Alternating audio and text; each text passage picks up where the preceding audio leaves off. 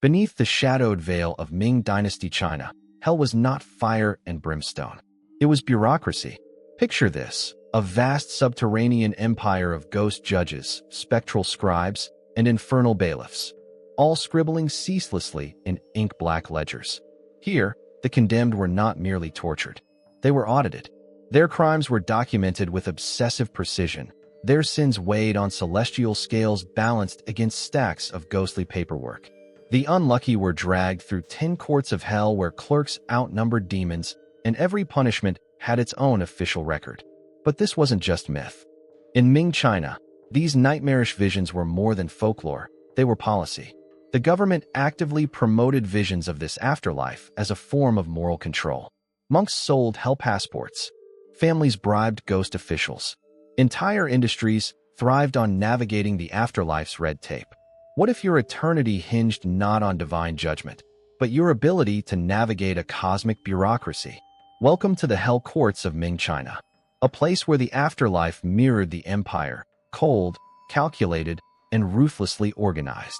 This is a journey into a forgotten world of spiritual terror, psychological warfare, and one of the most elaborate visions of damnation ever conceived. Let's descend. It begins not with flames, but with a form. In Ming Dynasty China, death was not the end. It was the beginning of an excruciatingly complex administrative process.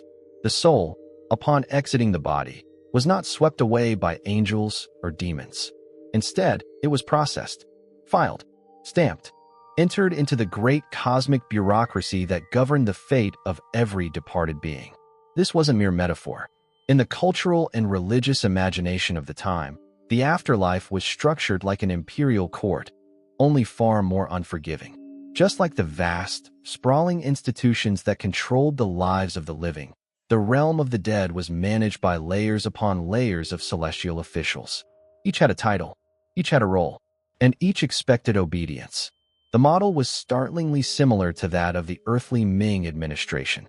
The emperor of the Underworld, Yama, presided over 10 courts of hell, each with its own paperwork, punishments, and purpose. Souls were cross-examined, their sins recorded in detail, and their karmic balance tabulated by ghostly accountants. Nothing was forgotten, nothing forgiven without documentation, and the living believed in this system fervently. Why? Because Ming China was a society obsessed with order. Laws governed every corner of life, from the grand rituals of the emperor down to how a farmer stored his grain. Justice was slow, dense, and impersonal, and that made the vision of an afterlife full of clerks and courtrooms feel not only familiar, but inevitable. This vision served more than spiritual needs. It was a tool, a weapon, even, used by the state and religious institutions to enforce behavior. A well-documented damnation became the ultimate deterrent. Every misstep on earth could, and would, be punished in the next life, in nauseating, bureaucratic detail. People didn't just fear demons. They feared ghost auditors. They feared a missed offering, a forgotten ritual, a paperwork error in the spiritual realm that might condemn them to centuries of spectral litigation. Tales circulated of souls wrongly sentenced due to clerical mistakes, a dark mirror of real-world injustices in the imperial court. This fear-fueled industry. Monks sold spiritual discharge forms and pardon papers that could be burned to clear one's name in the afterlife. Daoist priests promised to intervene on a soul's behalf if the living paid in silver. Ghost money, fake banknotes burned as offerings, became currency in the realm of the dead. Entire temples ran like spiritual law firms. And so, the idea of hell shifted from a place of wild suffering to one of suffocating structure. The greatest punishment was not chaos. It was being caught in the machine. But the machine had many levels. The 10 courts of hell were not chaotic pits of agony. They were orderly tribunals, each with a specific function, each more terrifying than the last. And once you were summoned to court one, there was no escape. Before the soul could be punished, it had to be judged. But judgment was not swift. It was procedural, mercilessly thorough, and deeply bureaucratic. The afterlife in Ming China was divided into 10 courts of hell, each ruled by its own Yama king, modeled after imperial magistrates. These were not demons of chaos, but judges in full regalia, seated behind desks carved from obsidian, with scrolls piled high beside them, each one a ledger of sin. Their ghoulish staff, demon bailiffs, scribes, and clerks. Their job? Ensure every soul received exactly what it deserved. The journey began in the first court, ruled by King Qingguang. This was the court of initial judgment. Here, your entire life was reviewed, birth to death, with soul records pulled from the register of life and death, maintained by celestial bureaucrats. Nothing was forgotten. Every unfilial act, every lie, every theft, every lustful thought, weighed and documented. If you had lived a virtuous life, you might be permitted to reincarnate immediately. But if your ledger bled with sin, you were sent down to face each court one by one.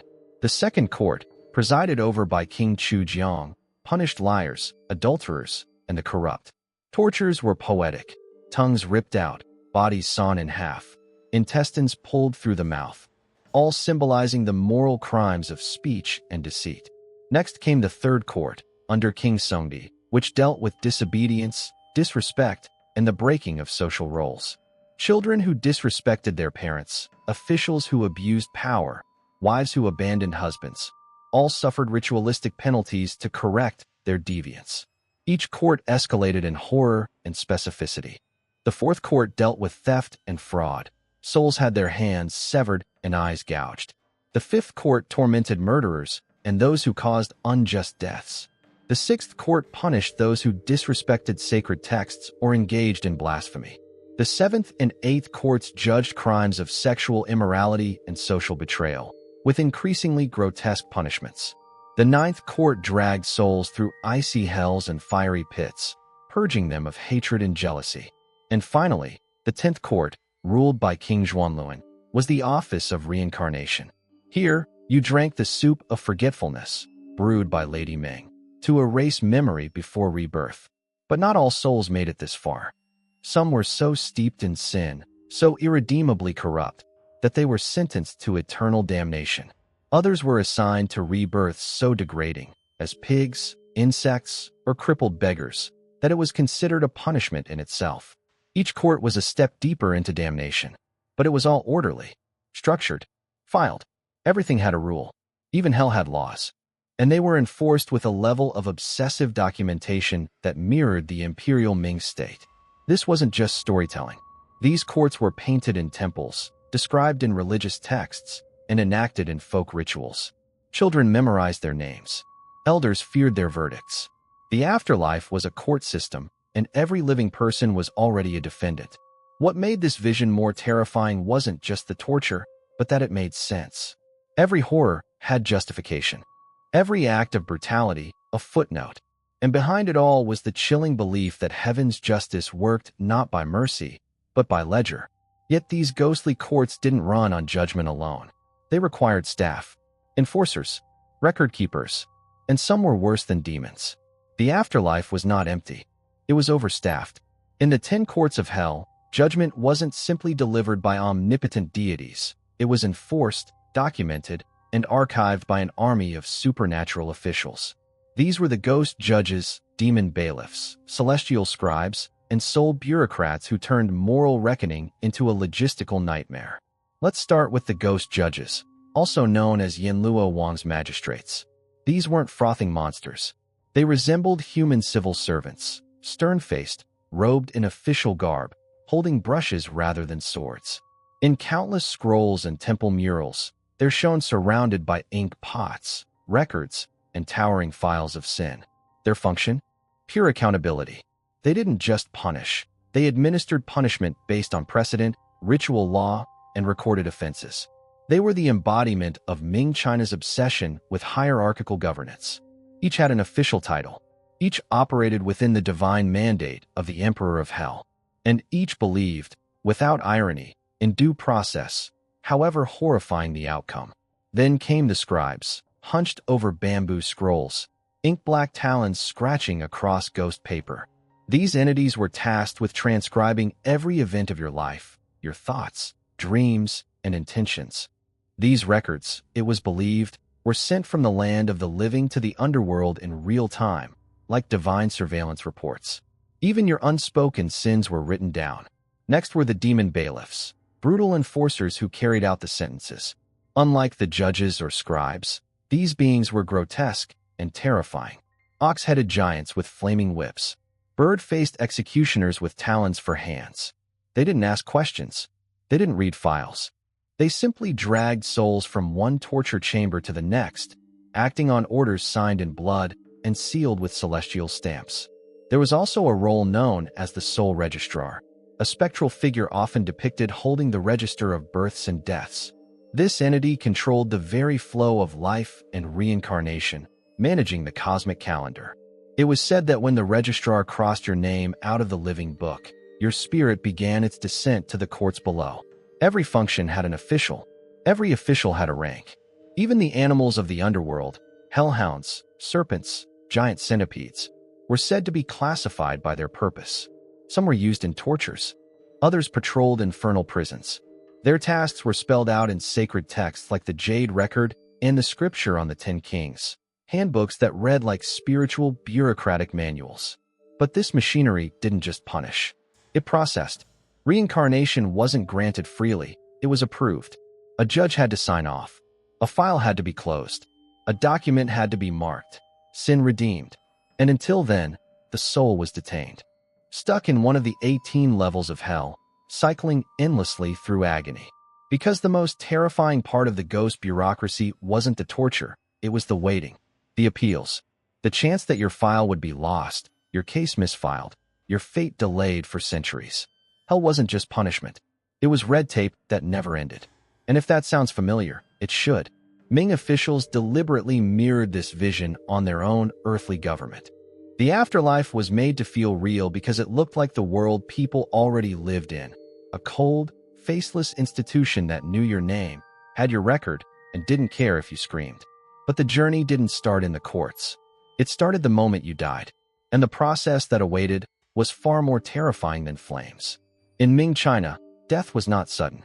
It was procedural. The moment the breath left your body, your soul began a transition, not into peace, but into a bureaucratic gauntlet. What happened next was mapped out in disturbing detail by religious texts, temple art, and oral traditions. First came the soul summons. It was believed that soldiers, spectral officials of the underworld, arrived to escort your spirit, often described as shadowy figures clad in armor, carrying scrolls. They checked the registry of deaths to ensure your time had come. If your name was on the list, you were taken. If not, you might still be dragged away, only to face a devastating clerical error in the afterlife. Then, the journey began. The soul traveled along the Yellow Springs Road, a bleak spiritual highway winding through mountains, rivers, and valleys of darkness. Along the way, it passed checkpoints staffed by more ghost officials who verified identity and recorded transit. Some checkpoints demanded bribes. Others required ritual offerings from family members still alive, burned incense, paper horses, or spirit money to ease passage. If no offerings were made, the journey was harder. Once at the gates of hell, the soul passed through the mirror of retribution, a mystical device that forced it to relive its worst deeds. Lying, stealing, cruelty, betrayal, all made visible. There was no hiding. The mirror did not show what you remembered. It showed what was real. This was only the beginning of the soul's humiliation. Next, the spirit was stripped of its earthly status. Titles, riches, and accomplishments meant nothing here. The dead were judged not by power, but by karma. And karma was brutally egalitarian. A peasant who lived with kindness could fare better than a corrupt magistrate who built temples. Then came the preliminary interrogation. Scribes asked questions. Judges listened. Some souls lied, believing they could cheat the system.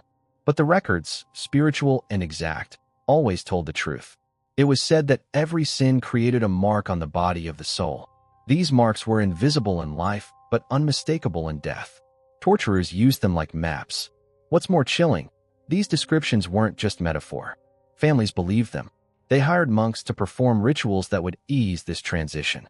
Daoist priests staged elaborate funerals where chants, talismans, and ghost contracts were burned to protect the soul from detention. If done improperly, the deceased could become a hungry ghost, cursed to wander limbo, stuck between life and judgment. Even children were taught these rituals. Manuals for the dead circulated in popular prints, guides titled Scriptures for the Soul's Journey, or maps of the 10 hells. They detailed which courts you'd pass, what officials to watch out for, and what offerings could reduce your sentence. These weren't just beliefs, they were instructions, cultural law, and for those who committed grave sins, their souls were immediately detained in holding cells of torment, dark caverns where demon bailiffs tortured them to soften resistance before formal judgment. These were the pre-trial punishments, unauthorized, unsupervised, but widely accepted. The courts hadn't even begun, yet the suffering had. But not every soul was passive. Some fought back. Legends tell of vengeful spirits who protested, caused earthquakes, haunted judges, or demanded retrials. Such cases required intervention from higher-level celestial courts. Appeals were rare, but not impossible. These legalistic elements weren't accidental. They reflected a society obsessed with justice through documentation. In life, your reputation was recorded. In death, it was weaponized. And so, every soul's fate was determined not by grace, but by process. And that process would soon be illustrated in shocking clarity. Because the Ming Dynasty left behind images, scrolls, and murals that didn't just describe this system. They showed it in grotesque, unforgettable detail. They weren't just paintings. They were warnings. In temples, homes, and funerary halls across Ming China hung long, unscrollable nightmares. Works of art filled with torture, horror, and spiritual bureaucracy. Known as Hell Scrolls, DU2, these illustrated masterpieces mapped out the afterlife in painstaking, stomach-churning detail. They weren't meant to be beautiful. They were meant to terrify. Each scroll was structured like a bureaucratic flowchart, the 10 courts of hell laid out in sequential panels, each one showing a different court, judge, and form of punishment. Souls were shown shackled, interrogated, dismembered, boiled, flayed, or fed to beasts. But beside every horror was a label, a sin, a sentence, a rationale. This was not chaos. It was systematic moral terror. Artists drew inspiration from court records, execution manuals, and official Ming regalia. The judges in the scrolls wore formal robes and tall black hats. Demon bailiffs bore embroidered sashes, just like real constables. Even the instruments of torture, saws, hooks, branding irons, were annotated with their spiritual function. Every visual had a lesson. One scroll might depict a man being sawed in half. The caption reads, "For breaking contracts and cheating the poor." Another shows a woman forced to climb a burning mountain with knives piercing her feet. For mocking her parents and mocking the Tao. The goal? To moralize through fear. And it worked. These scrolls were displayed during ghost festivals, where entire communities would gather to view the afterlife's horrors, guided by a monk or Taoist priest who interpreted each scene. Children were brought forward to witness what happened to liars. Merchants were warned of fraudulent weights. Officials were reminded their power ended in fire. But this wasn't just religious art. It was state-sanctioned propaganda. Ming rulers encouraged these depictions to maintain social order. Fear of karmic punishment became a psychological extension of state law. When courts failed to punish corruption, the courts of hell stepped in, vividly and publicly. The Yuli Bao Chao, or precious records of retribution, became a widely distributed text during the Ming and Qing periods, pairing these images with cautionary tales.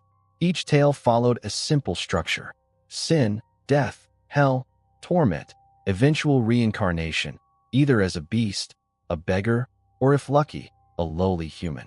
Artists also innovated. Some scrolls included maps, showing souls navigating roads from earth to hell, through winding bridges and checkpoints guarded by grotesque guards. Others featured bureaucratic diagrams, flowcharts of judgment, with arrows showing which court handled which sin. It wasn't just the elite who consumed this. Peasants saw them. Peddlers bought smaller woodblock prints and kept them in homes. Temples sold miniature scrolls to bury with the dead, both as guidebooks and apology letters. The visual landscape of hell wasn't metaphorical. It was administrative. And these images weren't relegated to the past. Many still exist today, preserved in museums, temples, and even on display in parts of Taiwan and Hong Kong. Modern scholars compare them to penal codes written in ink and blood, historical documents that teach us how power maintained itself through fear of the invisible. But beyond the images was something darker, the torture logic itself. Each punishment had meaning, symbolism, irony. And in the next chapter, we go deeper into the punishments themselves, what they looked like, what they meant, and why they were so horrifyingly specific. In Ming China's hell, the punishments weren't random. They were tailored. Every torture was a sentence. Every sentence, a metaphor. The afterlife wasn't just about suffering. It was about meaning. Your punishment didn't just hurt. It taught. It corrected. It mirrored your sins back to you in the most grotesque, poetic way imaginable. The logic was cruel but exact. Did you lie? Your tongue was pulled out with iron tongs. Did you steal? Your hands were severed, then forced to grow back, only to be cut again. Were you unfilial, disrespectful to your parents? You were thrown into a pit of knives, your body shredded, symbolizing the pain your rebellion caused your ancestors. Some punishments were shocking in their literalism. Boiling in oil, for corrupt officials who cooked the books. Sawn in half vertically, for those who divided families or spread lies that fractured society. Forced to climb mountains of blades, a punishment for those who disrupted harmony or walked the wrong path. Others were symbolic, karmic reversals of power. Teachers who misled students were blinded and made to wander dark caves. Judges who accepted bribes had molten silver poured down their throats, the same metal that corrupted their souls. Monks who broke their vows were wrapped in red-hot chains inscribed with scriptures, a reminder of the words they twisted. There were 18 levels of hell, each with distinct punishments, from Ice Hell, where souls froze eternally for emotional cruelty, to Knife Hill, where sinners were impaled endlessly for violent outbursts. Each level was reserved for a certain type of sin, and the progression was cumulative. A soul might pass through 5, 6, or even all 18 levels before the courts deemed them fit for reincarnation. And there was no mercy. The pain was cyclical, repeated endlessly until the sin was believed to be purged. Unlike Christian notions of eternal damnation, Chinese hell was more akin to a cosmic cleansing, not forgiveness, but purification through agony. But these punishments weren't just religious inventions. They were designed by a society deeply aware of justice and injustice. The Ming legal system itself was brutal. Torture was institutionalized. Confessions often extracted under duress. Executions were public spectacles. Hell merely continued what the state had already normalized, but with supernatural precision. What made it more horrifying was the bureaucratic indifference behind it. In official hell texts like the Jade Record, the punishments are listed coldly, mechanically. For speaking against superiors, tongue removed, 5 years in pit of suffering. For desecrating ancestral graves, stoning by demons, 3 cycles in boiling pool. For refusing to repay debts, crushed by heavy stones daily for 100 years. No emotion, no pity, just paperwork and pain. Some families, terrified by these fates, would commission monks to perform soul-cleansing ceremonies for the deceased.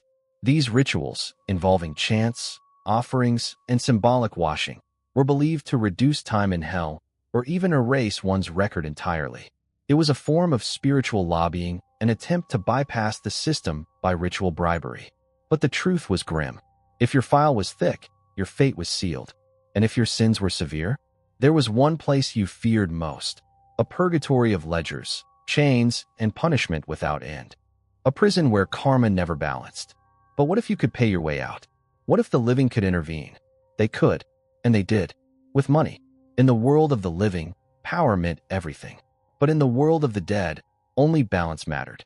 Ming China's hell wasn't fueled by vengeance or rage. It was governed by ledgers. Cosmic account books where every action, kind or cruel, sacred or selfish, was meticulously recorded. This wasn't metaphor. It was a literal belief system, karma as accounting. Your afterlife was not a mystery. It was math. And like any ledger, it could be calculated, sometimes manipulated. The concept of karmic credit was central. Every good deed earned merit. Every sin incurred debt. These tallies were believed to be recorded by invisible scribes, ghost clerks who filed daily reports to the 10 kings of hell. Your spiritual net worth was always being audited. Nothing escaped the books. Even thoughts counted. Lustful fantasies, hidden resentments, internal grudges, they all left traces. These weren't sins of omission. They were recordable offenses. It made every moment a moral trial. Simply being alive meant accruing karma, for better or worse. And just like in earthly life, people cheated the system. Enter the merit economy, a widespread practice of performing good deeds strategically to reduce karmic debt. Charity wasn't always compassion. Sometimes it was insurance. Wealthy families built temples, donated rice to monasteries, or paid for Buddhist scripture recitations, not for public good, but to stack karmic credit in preparation for death. Tomb inscriptions from the era describe men boasting not of their military victories, but their karmic investments, how many statues they funded, how many sutras they had copied. But there was a darker twist. Karma could be transferred. Ming texts suggest that family members could burn offerings, commission rituals, or perform acts of merit on behalf of the deceased, essentially lobbying for early release from hell. This gave rise to a lucrative spiritual industry, monks who specialized in merit transfer services. They advertised the benefits, reduced time in hell, lighter sentences, even upgraded reincarnations. One monk's flyer from the period reads, "For your ancestors burning in the third court, a week of scripture copying will cleanse the tongue of lies. For those bound in Knife Mountain, a temple bell cast in their name may shatter their pain." Even more unnerving were the spiritual tax collectors, robed monks who visited homes during ghost festivals, not just to chant, but to remind families of what they owed the dead. Poorer families scraped together coins to burn spirit money, intricately designed paper currency meant for the underworld. These weren't just tokens. They were bribes. The belief was that demon bailiffs, hungry ghosts, and hell bureaucrats could be paid off with enough paper offerings. There were also hell passports, printed documents sold at temples and shops, stamped with Taoist seals and Buddhist incantations. These were believed to speed up processing in the afterlife courts, like an expedited visa for the damned. In some regions, people even forged fake heavenly documents, believing that if burned correctly, they could override a true sentence. Some families went so far as to include counterfeit imperial edicts in their funerary offerings, commanding underworld judges to release a soul by order of the Jade Emperor. It was spiritual corruption mirroring real-world injustice. Because in life, the rich evaded punishment, and in death, they tried to do the same. But even bribery had limits. There were crimes that burned through merit, sins so severe they bankrupted your karmic account, leaving you with only one future: prolonged damnation and a return to earth in a degraded, pitiful form. What form? That decision lay with the 10th court, the office of rebirth. But before that final judgment, souls passed through another institution, not of torment, but ritual manipulation. The intersection of two spiritual powers, Taoism and Buddhism. And what they built was far stranger than fiction. In Ming China, death didn't sever family ties. It deepened them into something transactional. The boundary between the living and the dead wasn't a wall. It was a two-way economy, and the currency was ritual. Ancestor worship wasn't just reverence, it was obligation. The dead relied on their descendants for offerings, prayers, and bribes to sustain them in the bureaucratic nightmare of the afterlife. And in return, the dead could bless or curse. This system created a chilling dynamic. Neglect your ancestors, and they could suffer eternally or come back angry. Ming households maintained ancestral tablets, each inscribed with names and death dates. These weren't decorative. They were spiritual proxies, micro-altars where incense was burned, offerings made, and petitions delivered. A missed ritual wasn't just disrespectful, it was potentially damning. If a soul went too long without support, they risked starvation in the afterlife. Their court case stalled. Their karmic debts accumulated. This is where afterlife bribery came in. Every year, families performed elaborate ceremonies to send goods to the dead. Joss paper burned in the shape of money, houses, cars, clothes, and even cell phones in later centuries. Offerings of ghost servants, paper passports, and hell credit cards were sent to ensure luxury or survival. Some temples offered custom ghost documents, complete with official-looking seals, titles, and forged orders from underworld judges. The logic was deadly serious. These items weren't symbolic. They were literal tools in the hell bureaucracy. That paper villa, a mansion in Ghost City, That burnt briefcase full of Joss cash? A bribe for the bailiff assigned to whip your grandmother. Even funerals became transactional events. Wealthy families staged week-long death rites, with dozens of priests chanting scriptures to erase karmic debt. Musicians played to entertain the dead. Paper palanquins and processions reenacted the journey to the courts, and they were expensive. Funerals were spiritual diplomacy. Poorer families, unable to afford elaborate rituals, feared their dead would become hungry ghosts, tormented spirits with needle-thin necks and bloated stomachs, cursed to wander without relief. These ghosts were believed to haunt their descendants, demanding back pay. One text from the Ming period states, "He who fails to feed the dead shall be fed upon." The fear was generational. If you dishonored your parents in death, your own afterlife would be jeopardized. It became a spiritual pyramid scheme. Protect your elders so they can protect you. The Ghost Festival, held on the 15th day of the 7th lunar month, became the annual reckoning. Gates to the underworld were believed to open. Souls returned to collect offerings, settle scores, or receive bribes to reduce their own punishments. Towns turned into ritual theaters, burning mountains of offerings into the night sky. Some families hired spirit mediums, individuals who could allegedly communicate with the dead. These mediums would channel ancestor voices, delivering chilling verdicts. Your uncle is trapped in Knife Hill. You have not sent enough offerings. Your grandmother forgives you, but the bailiff does not. Mediums were also used to negotiate deals between the living and the dead. If someone died unexpectedly, families might ask the dead for forgiveness or promise further offerings in exchange for peace. This practice blurred the lines between mourning and transactional survival. The afterlife was no longer a moral absolute. It was negotiable, but the system only worked for those who played the game. The criminal, the orphaned, the forgotten, they suffered alone, because no offerings came, no money burned, and no voice spoke for them. They were left to the full, cold mercy of the hell courts. But who created this terrifying spiritual infrastructure? And why was it so methodically organized? To understand that, we must step back into the fusion of two powerful belief systems, Taoism and Buddhism, and their strange alliance in building the paperwork of damnation. The vision of hell in Ming China was not born from a single source. It was the child of a strange and uneasy spiritual marriage between Buddhism's cosmic justice and Taoism's ritual precision. And together, they built a bureaucracy of the damned. At first glance, these two traditions seem incompatible. Buddhism taught impermanence, karma, and the cycle of rebirth, with hells as karmic cleansing stations. Taoism emphasized cosmic harmony, ancestor reverence, and ritual structure, with a celestial court mirroring the imperial government. But under the Ming dynasty, their beliefs merged, forming a uniquely Chinese afterlife, one governed by karma and legalism, rituals and ledgers, spirit bureaucrats, and reincarnation judges. The result? A spiritual system so organized, so bureaucratic, it rivaled the imperial state itself. Taoist priests became ritual technicians, skilled in navigating the supernatural paperwork.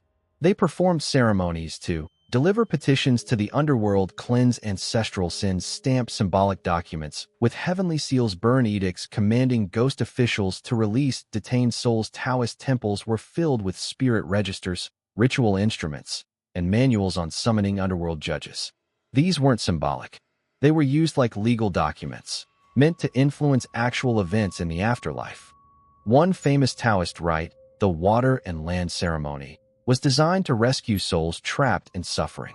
Priests enacted a kind of spiritual court session, reading out karmic crimes, presenting ritual evidence, and pleading with hell judges for mercy. It could take 7 days, cost a small fortune, and often involved dozens of altars. But Taoists weren't the only spiritual attorneys. Buddhist monks controlled the narrative of karma. They preached sermons warning of karmic consequences, read sutras about the hell realms, and taught that actions in this life would echo through hundreds of lifetimes. They spread texts like this Sutra of the 10 Kings, describing the post-mortem journey through courts, each ruled by a terrifying yama. In these stories, the 10 Kings of Hell were modeled directly after Buddhist bodhisattvas, but with the structure of a court hierarchy. They had clerks, guards, scribes, all borrowed from Taoist and Confucian models. The fusion was deliberate. By merging Buddhist punishment with Taoist ritual, religious institutions created a full-service spiritual industry. Need karmic cleansing? See a monk. Need documents for the afterlife? Visit a Taoist. Want insurance? Perform both. This created an entire economy around sin. Temples competed for patronage, selling ritual packages to reduce sentences. Wealthy families kept both Buddhist and Taoist advisors on retainer, treating them like spiritual attorneys in a divine court system. It also served the Ming state. This dual religion system kept people in line. The state didn't need to punish everyone directly. Hell would. And if hell was run like a courtroom, the message was clear. You're always being watched, judged, processed. Even Confucianism joined the mix. Confucian scholars, often skeptical of the supernatural, embraced hell as a metaphor for moral decay and legal justice. The idea of a celestial courtroom, complete with documents, appeals, and penalties, aligned perfectly with their views on structured society. By the late Ming period, the afterlife bureaucracy had become so entrenched that new deities emerged just to handle specific functions: gods of accounting, registry, reincarnation scheduling, and even underworld sanitation. Yes, underworld sanitation. This wasn't spirituality. It was a supernatural DMV. But there was power in belief. Families who followed every ritual, performed every chant, filed every offering, balanced every karmic ledger, believed they could protect their legacy for generations. Those who didn't, they risked more than damnation. They risked being forgotten. And that, in Ming China, was worse than hell. But how was this system enforced on a cultural level? Not through force, but through stories, plays, books, sermons. Even children weren't spared, because if fear begins early, it lasts forever. They didn't need armies to spread fear. They used stories. In Ming China, hell wasn't just taught, it was marketed. A coordinated, multi-pronged campaign of fear, guilt, and moral instruction reached every village, town, and home. It was spiritual propaganda, and it was terrifyingly effective. At the center of this effort were Buddhist monks and Taoist priests, but also an unexpected force: mediums, street performers, storytellers, and writers. Together, they brought the hell courts to life in the public imagination, making eternal judgment feel immediate, personal, and unavoidable. Monks gave sermons not just in temples, but in open markets and rural fields. Their subject wasn't peace or salvation, it was punishment. They read from texts like the Scripture of the Ten Kings, painting vivid scenes of souls tortured for adultery, blasphemy, or disrespecting parents. The goal was never abstract enlightenment. It was behavioral control. Fear worked better than philosophy. These monks often carried illustrated scrolls, using them like spiritual PowerPoints. Each image was explained in graphic detail, accompanied by rhythmic chants and moral lessons. It wasn't uncommon for peasants to weep in fear, children to faint, or listeners to rush home to burn offerings, just in case. But monks weren't the only messengers. Spirit mediums became essential conduits between the living and the dead. These individuals, often women, sometimes adolescents, would enter trances during ghost festivals or death anniversaries. In these states, they would channel ancestors or underworld judges. Their voices would change, their bodies tremble, and what they said chilled the blood. Your mother is in the second court. Her tongue was ripped out for cursing your name. Your father begs you, send more paper money. His cell is cold, and the bailiff cruel. A demon watches you, child. Speak again in arrogance, and you will walk Knife Mountain. These performances weren't questioned. They were believed. Because the fear wasn't just spiritual, it was familial. If your actions damned your ancestors, then you had blood on your hands. It made morality a generational burden. Then there were the morality books.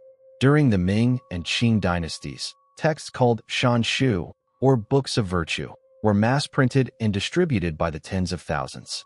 These books didn't just preach goodness, they illustrated consequences. Each story followed the same pattern: a minor transgression, cheating scales, mocking a parent, skipping a ritual, a sudden death, a detailed vision of hell, a prolonged punishment, a warning to the reader. This could be you. These books were pulp horror disguised as ethics manuals. Some versions were adapted into puppet shows, shadow plays, and street performances. In town squares, demons danced. Souls screamed. Actors portrayed the 10 kings, dragging villagers across flaming stages and knife-studded platforms. Children watched, and they remembered. The propaganda wasn't limited to the uneducated. Scholar officials wrote essays warning their peers that status did not protect the soul. One famed judge claimed that for every corrupt official who escaped earthly justice, 10,000 more awaited his arrival in the third court. His essay was copied and recited in government schools. Even executions became theatrical morality lessons. When criminals were beheaded or dismembered, monks often performed sending rituals nearby, describing in detail the torments that awaited the soul. Crowds gathered not just to see justice served, but to imagine what came next. This campaign was so complete, so immersive, that people began to live in preparation for death. Good deeds were no longer just acts of kindness. They were insurance policies. Confessions were not for forgiveness, but for paperwork correction in the underworld. The propaganda worked because it made the afterlife feel predictable, if terrifying. But this predictability had another function: social control. Because if everyone feared the same judgment, they were easier to govern. And in the eyes of the state, that was the greatest virtue of all. But behind this machinery of fear and obedience lay something darker still. Because not all crimes were judged by law. Some were punished only in the imagination. And that's where morality became madness. In the Ming Dynasty, not all sins were punishable by law. But that didn't mean you escaped judgment. In fact, some of the most horrifying punishments weren't for criminals, but for moral failures, spiritual lapses, or even thoughts that defied the order of the world. This was where the hell court stepped in. If the imperial system couldn't punish you, the afterlife would. It began with unspoken rules. Acts that didn't violate written law, but violated Confucian values, ritual expectations, or spiritual duties. For example, a son who neglected his parents' grave wasn't jailed, but was shown in hell scrolls being whipped for 100 years by demon bailiffs. A wife who committed suicide before her in-laws died might be honored publicly, but in afterlife narratives, she'd be tossed into the pool of regret, tormented for disrupting familial harmony. A woman who chose not to marry, her soul was shown gnawed by ghost dogs, punished for failing her ancestral line. These weren't state prosecutions. They were moral fantasies, turned into spiritual warnings. The hell courts offered justice for the aggrieved, not just the victimized, but the ideologically offended. Every person became a potential moral spy. Neighbors, elders, even your own children could warn. The king of hell sees you. Behavior was policed not by force, but by fear of invisible eyes and eternal consequences. And that fear produced deep psychological control, especially for women. The majority of moral transgression hell punishments depicted in Ming texts were aimed at female behavior. Disobedience, infidelity, emotional expression, nonconformity. One common punishment showed women having their tongues nailed to burning walls, a metaphor for gossip or merely speaking out. Another depicted women being buried alive in soil soaked with menstrual blood, a deeply disturbing punishment tied to purity taboos. For many, hell became an extension of patriarchal enforcement. The justice of the afterlife was designed not to correct actual crimes, but to enforce idealized roles. Hell punished the poor for being envious, the illiterate for blaspheming unknowingly, the grieving for showing too much emotion, the curious for questioning rituals. Even death couldn't save you from your place in the social hierarchy. There are cases where suicide victims, especially women, were portrayed as being dragged to hell not for the act of suicide itself, but for leaving unfinished domestic duties. These souls were sent to serve other families in the afterlife, as ghost maids or spirit concubines. The idea was cruelly consistent. If you failed your role in life, you would serve it in death. The same applied to professions. A corrupt merchant who died peacefully in wealth might be shown in morality texts boiled in oil for cheating villagers. Justice finally served. An abusive scholar might be forced to copy sutras in blood for centuries. These imagined fates soothed societal rage when earthly courts failed. It was a collective fantasy of retribution. But it also blurred the line between truth and terror. Because how do you prove you didn't commit a thought crime? How do you refute a spiritual accusation? You couldn't. And so, the living were trapped in a perpetual trial, monitored not only by courts and neighbors, but by gods, ghosts, and karma.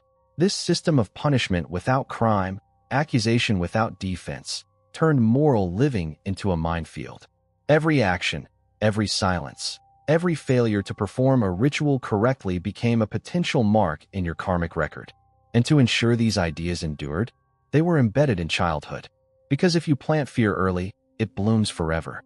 Imagine being 6 years old, and the first book you ever read is about being skinned alive in hell. In Ming China, children were not shielded from fear. They were shaped by it. Hell wasn't something whispered about in shadows. It was taught, openly, obsessively, and often graphically. From the moment a child could speak, they were introduced to the horrors of the afterlife, not just as stories, but as moral instructions.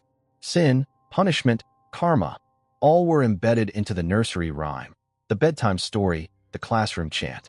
Because obedience didn't begin with school. It began with fear. The most popular texts were known as Liao Fan's 4 Lessons, the Book of Filial Piety, and countless morality primers adapted into children's manuals. Many were illustrated, like coloring books from hell, with gruesome images of sinners tortured in grotesque ways. A boy who mocked his parents? Shown tied to a flaming cart, dragged through spikes. A girl who refused to pray? Depicted eaten alive by insects in the court of blasphemy. Even games reflected the afterlife. Dice games where landing on the wrong square meant rebirth as a beggar, 20 years in ice hell, or tongue removed for gossip.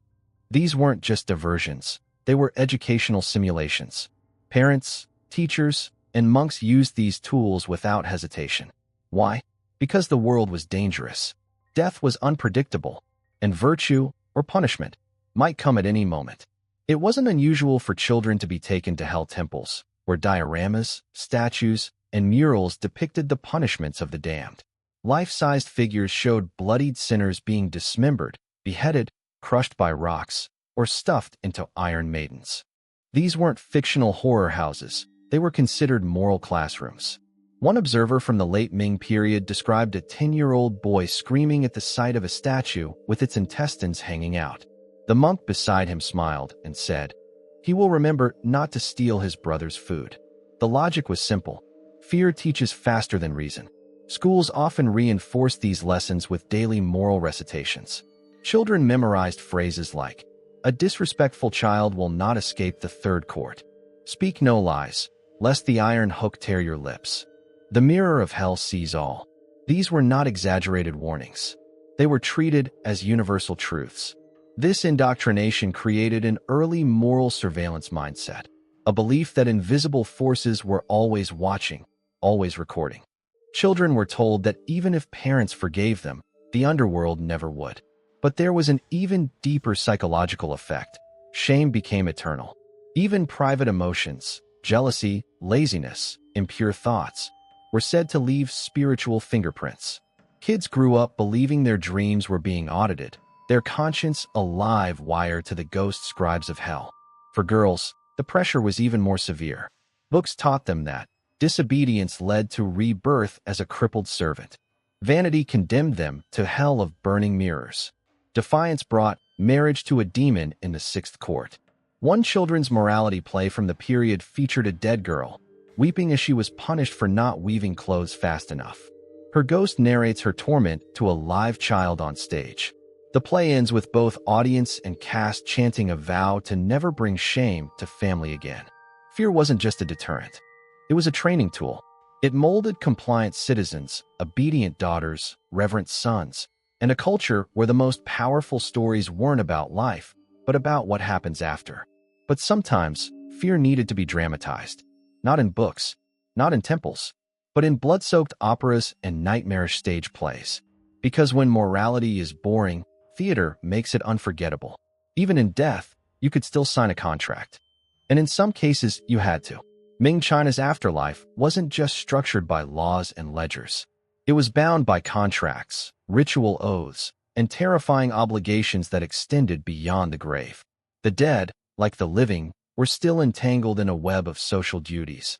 And sometimes, the most binding of these were marriages, business deals, and spiritual debts. The most unsettling of all, ghost weddings. This macabre tradition, known as Minghan, Was the ritual marriage of two dead individuals or a dead person to a living one? The reasons varied: to appease a restless spirit, to fulfill a promise made before death, or to complete a family's lineage. But the implications were profound. A ghost wedding wasn't symbolic. It was legally and spiritually binding. Once performed, it created a contractual relationship between the deceased parties, a spiritual tie that could influence reincarnation, haunt the living, or even drag someone into hell if broken. Many ghost marriages were initiated by dreams or omens. Families would claim a spirit came to them, angry, longing, or cursed by loneliness, demanding a wedding. In some cases, mediums channeled the dead, receiving consent and arranging matches between the deceased and the living. These ceremonies involved burning paper effigies of bride and groom, offering dowries and gifts, writing contracts on joss paper, burying both sets of ancestral tablets together. Once completed, the marriage was official. The families had to treat the deceased spouse as real, performing rituals on anniversaries, burning offerings, and including their name in the family line. And the consequences of refusal? Haunting, misfortune, illness, death. It was believed that breaking such a contract could result in afterlife litigation. The ghost spouse could file a complaint in the hell courts, demanding spiritual compensation. In rare but feared cases, a judge of hell could drag the living spouse to the underworld prematurely, citing breach of marital duty. This wasn't fiction, it was cultural truth, widely believed and practiced. But it wasn't just marriages. Other contracts were said to bind souls beyond death. Promises between business partners carried into the afterlife, sometimes enforced through dreams or hauntings. Oaths of loyalty between sworn brothers included rituals ensuring their next lives would intersect, a dangerous promise if betrayed. Vows to gods, broken in life, became evidence in hell trials, cited by ghost judges as perjury. There were even tales of contracts forged after death. Spirit mediums could act as notaries, allowing a living person to make deals with the dead to protect a home, guide a child, or offer aid in the hell bureaucracy. These contracts required burnt offerings, signed oaths, and the reading of specific sutras. Failure to fulfill your side of the agreement often led to supernatural retribution. The dead did not forget. And in the bureaucratic logic of the afterlife, a contract was irrefutable proof. This blending of paperwork and spirituality reflected the Ming worldview. A promise was a bond, whether sealed in ink or ash. Families often hired monks or Daoists to act as mediators in these cases, performing rituals to release souls from unwanted contracts. Some rituals resembled legal trials, reading the terms aloud, making offerings, and symbolically tearing the contract before burning it. But some contracts could never be broken, especially those tied to revenge, unfulfilled love, or family shame. These stories bled into popular folklore, theater, and morality tales, fueling the belief that not even death could release you from your obligations. In Ming China, to be dead was not to be free. It was to be bound by law, love, karma, and contract. And these terrifying entanglements came to life on stage, where hell became theater. When fear wasn't enough, they turned to spectacle. In Ming China, the horrors of hell weren't confined to temples or texts.